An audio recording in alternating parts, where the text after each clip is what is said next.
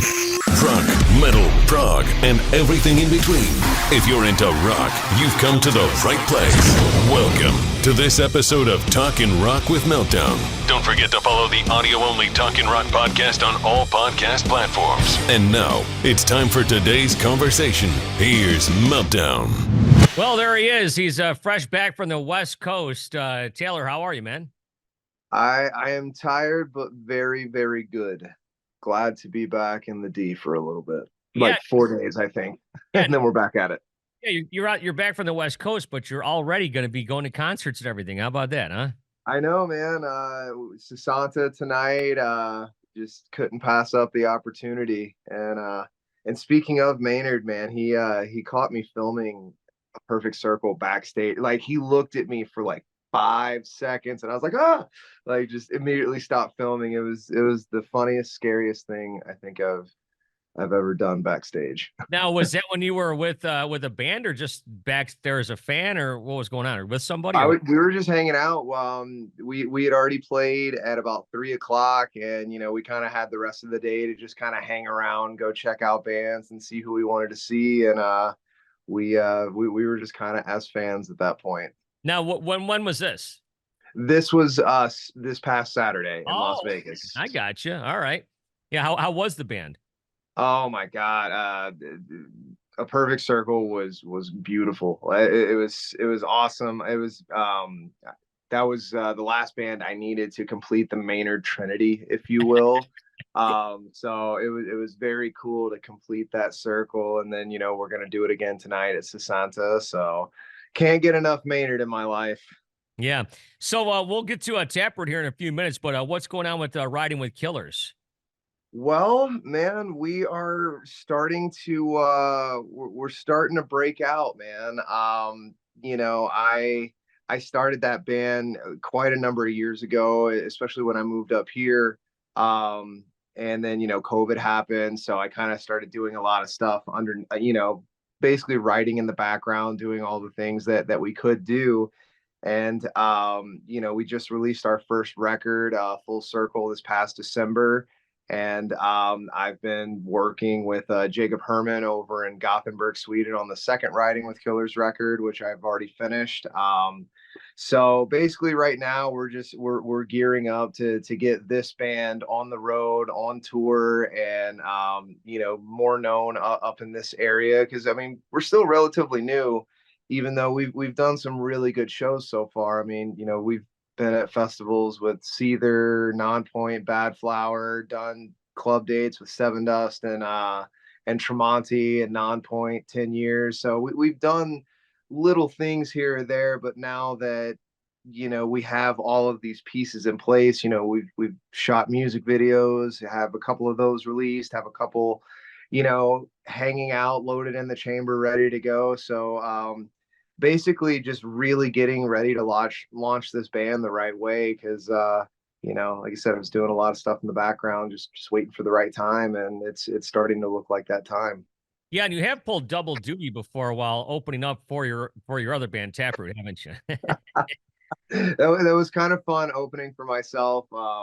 But that was at District 142, and big shout out to Julie Law and everybody down there. They're doing things so well and just the right way down at that venue. But that was a fun night, man. I think I slept for a solid 15 hours after that day though, because it was wild. Yeah, tell me about your experience with Taproot and how you. Is there a story behind how you discovered Taproot? So I've been a fan of Taproot since I was probably 10 years old. And as you know, I'm not originally from Detroit. I'm from Gulfport, Mississippi, and I've only been up here about 5 years. But I ended up here because of their old touring drummer, Dave Coughlin, who's now the drummer with Sponge. My first real North American tour was in 2013 on the Taproot Winter Tour, and I just bonded with all the guys like incredibly well, to the point of where Phil and I would have 2-3 hour long conversations about life, health, music, and everything in between. Steve, he's Steve, so I would get a random something from him every now and again, but he's a very elusive creature, so I always considered that special. And then Dave and I really connected, and he's the one who ended up recording the drums for Riding with Killer's first record. But basically, I moved up to Detroit after I quit that band that was touring with Taproot, 11 years back. And I moved up this way, and I called Dave and I was like, hey man, I just quit my band. I'm going to come to Detroit and we're going to write a record. And he was like, yeah, whatever, kid. And then I showed up. And, after we finished writing that record, he started sending all the music, to Phil and Steve. And then, of course, Jarrod, when he came back, got his hands on it as well. And then, I got a phone call. I was having lunch with some of my really good friends and clients. And I started crying in the middle like of the phone. And they're like, "Oh my God, who died? Like, what's that?" I was like, "Everything's wonderful." Like, it's Phil calling me to ask to join the band because they found out I was still into music and obviously still writing, still active. And then when they realized I was here, they were like, "Oh my God, call him." So my relationship with them stems back, a solid 11 years or so. And I just kept in touch over the years, because I genuinely enjoy all of their company. Like they've become some of my absolute best friends, in the world. And to get to when they asked me to join, it was a no-brainer. Yeah, I guess it'd have to become some of your best friends since you spend so much time with them when you're out there on the road. For sure, but like that's the other cool thing is that we interact outside of the road too. Like great example, Dave Coughlin and I started playing Call of Duty the minute we got off tour, and we're probably going to play later tonight. Like, so spans 11 years outside of that. But like I said, man, we actually have a real relationship. It's not, oh, go to work, these are my coworkers. It's no, these are my friends. Like I care about them on and off stage, and I know that they do the same for me. So it's cool because you never think you're gonna get to join the band that you used to watch on MTV growing up, because I caught the tail end of that, when it was still music videos and stuff, and not Teen Mom. Right. Yeah, it's got to be cool to get up there and play some of those classic songs like Poem and whatnot. Oh, dude, it's a thrill every time. I mean, I've been in the band about a year now, and I still, freak out a little bit. And in my head, I'm like, is this really happening? Like, yeah, okay. It's like you expect to wake up at any given moment, and you just don't, and it keeps going and keeps getting cooler. What are some of the challenges that you faced moving from Mississippi to Detroit? I don't have any friends, or I mean, I do have friends. But what I mean by that is like I don't have, the friends and family that I had, 20 years, growing up before I moved here. Like I didn't have, oh, something goes belly up, mom and dad aren't gonna be here, your normal usual network of people. But at the same time though, I think that almost kind of gave me a little bit of an edge, not knowing anybody. But I would say that was the biggest thing is, essentially being on my own, like really truly on my own, because everyone I'd ever known was 1,500 miles back home. I know the So feeling because yeah, I moved here in my mid 20s, and it's like yeah, the same thing. But it's like then you think, man, this is where like my first thought was when I found out I was coming to Detroit was that's where they make all the cars, right? But then you get here and you realize, I mean, I always knew there was a lot of music that came out of here, but when you get here, you realize there's a lot of music that came out of here. oh my God, yeah. And well, and the thing is too, like with where I'm from, I'm essentially in the Bible Belt in super South Mississippi. Like when I first got here, the amount of shows and different genres of artists, I was like, what do you mean bands actually tour places? Because, they're not really touching us anymore, especially after Hurricane Katrina happened. But that was one of the biggest things that I noticed. It was like, oh my God, I can go see artists that I've only dreamt about seeing, since I was a kid. And I will say that like I've seen so many bands since I've been up here that I just never had access to because they just didn't touch our region. Yeah. Well, I know that the guys from Three Doors Down are from down Mississippi way, Yep, but it's you know, Catawba, yeah, right. How far away is there from where you grew up? 30 minutes. Oh, okay. Because Quick little ride down I-10, man. you don't sound anything like them. Uh, You don't have yeah. that Southern accent like they do. You know, I've always been told that. I guess I like to enunciate, no, definitely don't mean any offense, but I've always gotten that on tour, and every time I've told people I'm from Mississippi, they're like, "Are you sure?" Because we don't think so. Yeah, But I'll never forget Brad telling my son, who was about 10 at the time. He was telling us this story in the tour bus one day. He's like, yeah, and these guys came over and they were country as cornbread. And so every time my son hears the word cornbread, he always goes, "Are they country as cornbread?" oh my God, that's so funny. Yeah. Hey, by the way, let's see. Jarrod and Steven wanted me to ask you a couple questions. Let's see what they have here for us. Okay. Ask him about meeting Kittie shirtless in Vegas, and yeah, and okay, yeah, we'll start with that one. Oh my God. So, all right. I used to, and I mean, let's be real, probably still do, had the biggest crush on Kittie, like especially Morgan, Yeah. but all of them collectively, because, like I'll set the scene. I was 14, 15 years old, really 3 or 4 years into my guitar journey. So really starting to enjoy it and dig it. And then, at that point in time, your body starts to change and you start to feel certain feelings.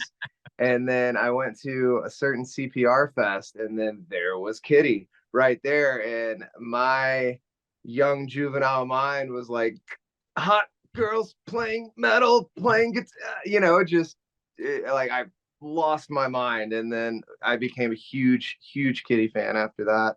Well, I was a fan before, but then after seeing them live, I was like, oh my God, like most beautiful women ever, awesome metal. Like, yes, this is me. And of course I tell Jarrod all that. And I was like, dude, I don't know how to act. And he's like, oh, come on, I'll introduce you to him. And I'm like, no, dude, wait, hi, just like super nerdy and awkward and trying not to be just a total dork, but I'm sure I was in a way. But then I ended up meeting Mercedes by the coffee booth, and then we talked for like a half hour, and she was like the sweetest person ever.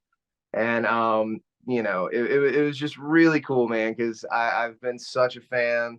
And like I said, I crushed on him super hard when I was a kid, and I got to be side stage for him too during Sick New World, and it was just mwah, so good, Yes, so New good. World.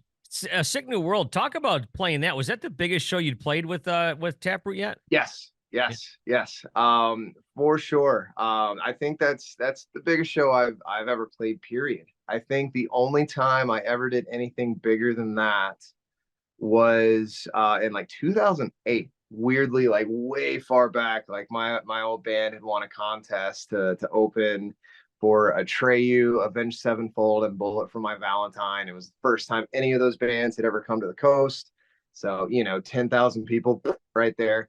But this was way bigger than that. And it was wild, man. I've never done the show where you have just like the barricade right down the middle and two sections of the audience, and then it was just a sea of people as far as the eye could see. And man, it was awesome. And the stage spins. That was the other cool thing, man. Like so while we were on stage, there was another stage behind ours where the band after us was, Setting up, yeah. yeah, setting up, and then once you're done, just turns around. It was the coolest thing I think I've ever been a part of, man. It was so wild. That So is really wild. cool. Yeah, normally like in Europe and stuff, and now they're doing it here in some places. They have the stages next to each other where you're playing on one, then they set up the other one, and but that one turns. Where exactly was this? This was in Vegas, correct? Yeah, Las Vegas. It was I think it was like the Las Vegas fairgrounds or something like that. Like you could see the sphere from Okay. our stage, like that was off to the right, and then I think you could see like Mandalay Bay to the left. It was a whirlwind, man. Like it was one of those, like everywhere you look, you're like, oh my God, this is happening. And it was it's honestly one of the best days I've had. I'll tell you what, man, the pictures looked amazing. And did you guys have like a shortened set, like 30 minutes or something, or did you have a full? Yeah. Oh, we did about 30 minutes. We only did about we did 7 songs, but we were just rapid fire. Didn't even do our little intro thing that we usually walk out to. It was kind of throw and go because I think there was something like 50 bands Yeah. or something crazy like that. And then, giants like Danny Elfman and Slipknot and System of a Down and Bring Me the Horizon. But like just the way that they had it orchestrated, it was they run that festival really, especially for it only being the second year, I believe that they've done this. The way that they are running that festival is pretty flawless, I would say. Well, Steven wants to know if you ever get mistaken for Corey from Slipknot. Dude, That's a all pretty the good one. time. That's a good one. The first time I ever got to play with Korn, that was the first thing Head ever said to me. He was like, "You look like Corey," and I was like, "Dude, I hear that all the time, but coming from you, like, okay, I think I believe it." And it was confirmed another time for me. I had gone to see, oh my God, I can't believe Volbeat, Oh yeah. and we were hanging out. It was at Hard Rock, and we were hanging out by the pool, and I was sitting with my buddy Chase.